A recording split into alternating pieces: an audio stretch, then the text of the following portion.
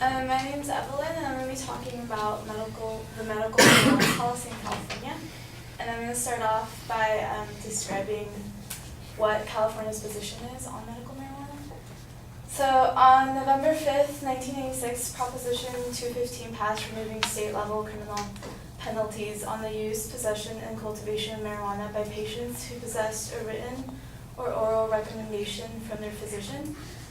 Later on, Senate Bill 420 took effect in 2004 and expanded the patient's rights to possess, transport, and have larger amounts of marijuana. Keep in mind that medical marijuana is not that different from street marijuana. The only difference is that where it comes from is a lot safer, so there's like less probability of it being laced, and less chance of it having any bacteria or fungus. So my major claim is that medical marijuana policy in California is counterproductive. Medical marijuana has a negative impact on health. Other medical drugs make medical marijuana unnecessary, and it overall has a negative impact on society. So starting off with my first claim, that medical marijuana has a negative impact on health. It is in fact addictive, contrary to popular belief. According to the National Institute on Drug Abuse, they said that it's effective and that it is in fact addictive, and their research shows that a quarter to a half of daily marijuana users become emotionally and physically addicted to the drug. Also, the use of marijuana can lead to the impairment of learning skills, memorizing, and that of certain motor skills. It can also eventually induce like schizophrenia if you smoke it too much. It could also lead to the development of bronchitis. Again, if you smoke it, and which is the most common form of ingestion. Studies from UCLA show that the daily use of 1 to 3 marijuana joints appears to produce approximately the same lung damage and potential cancer as smoking 5 times as many cigarettes. Lastly, medical marijuana is not FDA approved. This is because there's no certain dosages that doctors can give to patients. They don't know how much can cure what amount of symptoms the patient has.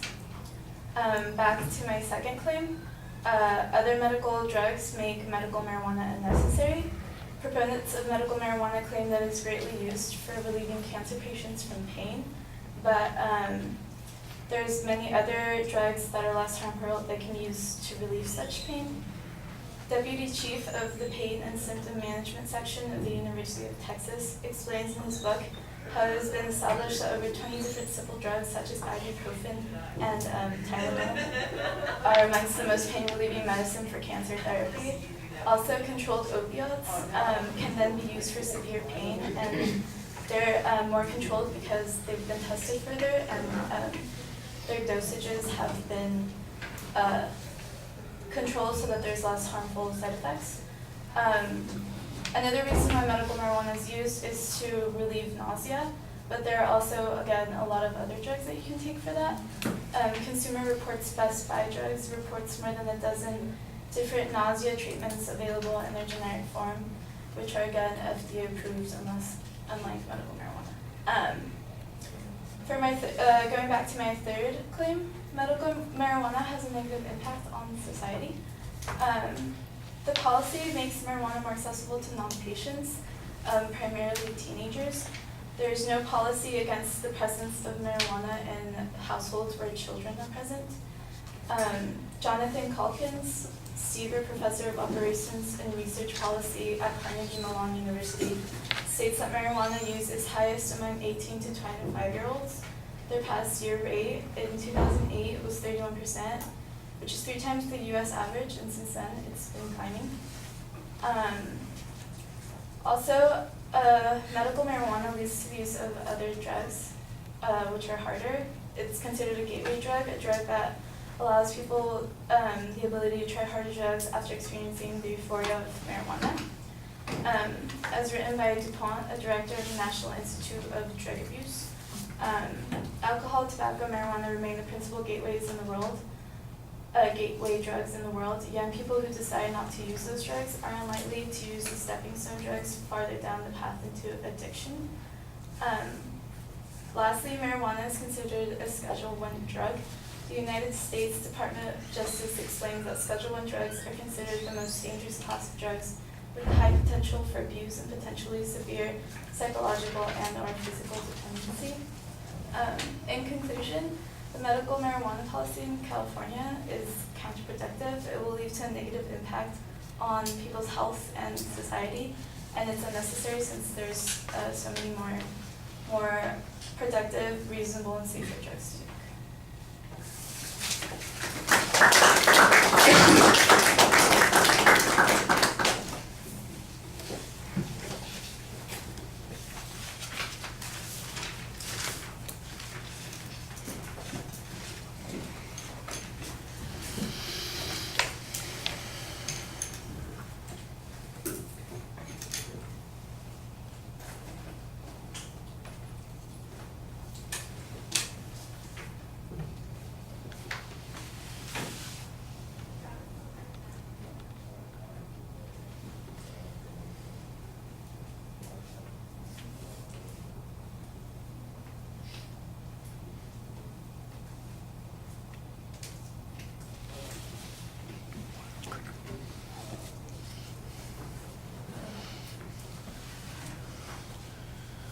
Okay, the topic's clearly identifiable. You have some background information to kind of introduce the controversy. It's passed in 96, not 86. Make sure you get that right. That's not a big deal, but it's definitely one of those things that is a little detail that it might affect credibility in other contexts.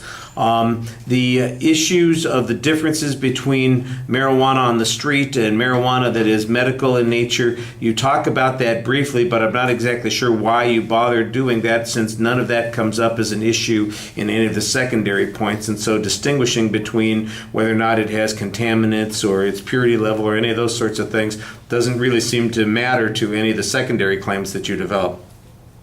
You cited the secondary structure pretty clearly at the beginning. That's fine. The first point is labeled as you get to it. There's a lot of information about some of the potential dangers that are going on there that I think is almost conclusionary, and I think you need better data on. There's a claim about schizophrenia, about bronchitis, those kinds of things. There's an issue about addiction that you're talking about. That's the addiction issue, I think, was the one that you actually had the best evidence on that particular point. The comparison to cigarettes was a little bit awkward because the statistical information here is not, it's 5 to 1, that it's as damaging. So is there any follow-up that says that people who've consumed marijuana have had the consequences that come along with smoking cigarettes, for instance? It's kind of a speculative piece of information at this point, and I think it could be a little bit more convincing. The second point is labeled clearly. The idea that there are less harmful drugs available. To me, that's the most important argument, because frequently the criticism that gets made about drugs, especially that are being used for medical purposes, is that they have all these side effects, and you hear a lot of people claiming that marijuana has negligible side effects, nobody's ever died of marijuana, that kind of stuff, and then there are all kinds of people who have these adverse drug reactions from taking very typical kinds of drugs like ibuprofen, aspirin, those sorts of things. And so I think you basically have a good argument here, but you need stronger proof on that. The nausea relief issue, I didn't really get a source citation on that information, so you want to be more complete on that. On the the third point, I should say, where you're talking about it being a gateway drug, I think that that's an interesting point. What's concerning me is the notion that that's got any relationship to medical marijuana. What you need to do is you need to be able to demonstrate that medical marijuana has increased its availability to people who are not sick, particularly young people who are using it primarily for recreational purposes. And I think that that's where there needs to be a little bit more development of what's going on. Source citations are a little bit inconsistent. I did hear National Institute of Drug Abuse a couple of times, so I got that. There's a piece of testimony, but it was a little bit general when it came to the citation on it. I think that should be more specific. There was the one ratio, for instance, that you had about cigarettes to marijuana when it comes to having the things that contribute to lung problems. That's about as close as we got to some real statistical information. There's some factual data in the speech also that I think is helpful, but the fact that it's Schedule 1, I think that's one of the primary claims about that people make. It says that it shouldn't be Schedule 1 because it doesn't have all these characteristics that the other Schedule 1 drugs have, and I think that's where the argument tends to be focused on. So that might actually be a place where you could go at this argument and have a clearer distinguishing claim and a much stronger controversy on that particular point. You're reading quite a bit during the presentation. You need to look up a little bit more, and sometimes it does sound like you were rushing through the presentation. All right, thank you.